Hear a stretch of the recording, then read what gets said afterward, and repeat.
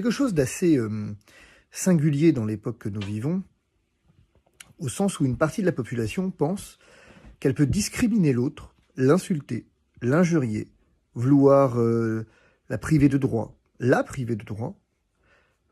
et finalement s'étonner que celle-ci réagisse. C'est quand même assez curieux. C'est curieux ce sentiment d'impunité que confère la vaccination finalement. Non pas d'immunité, mais d'impunité. Nous sommes passés d'une immunité vaccinale à une impunité vaccinale. En effet, les médecins, les uns et les autres, les no-fake-med ou les partisans d'une vaccination à marche forcée, on est en marche, donc autant être à marche forcée, croient pouvoir vouloir mettre tout le monde en cage, tout le monde en prison, aller chercher entre deux flics, leur foutre des baffes, sans que les principaux concernés ne s'en émeuvent, ne s'en indignent.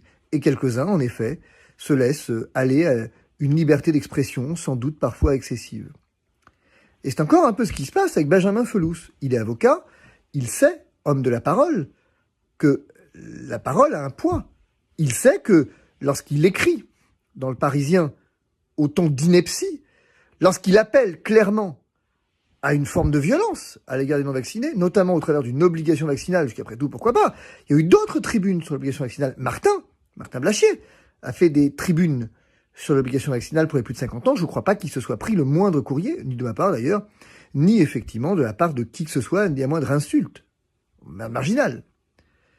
Tandis que celui-ci, donc Felous, intéressant, confrère Felous, explique que nous sommes des assassins, puisqu'il nous compare aux personnes qui contaminent volontairement les partenaires sexuels avec le VIH, et s'étonne de ce que finalement je réagis sur les réseaux sociaux, encore de manière très modérée, annonçant déposer une plainte. Il s'en indigne, vient se cacher derrière le bâtonnier, écrire. Mais qu'est-ce que c'est que ce monde dans lequel personne n'assume ce qu'il dit? Moi, j'assume parfaitement mes propos. J'assume parfaitement être à la tête, finalement, d'une organisation qui vise à défendre les personnes privées de tout, et particulièrement de dignité. Mais eux, ils assument quoi?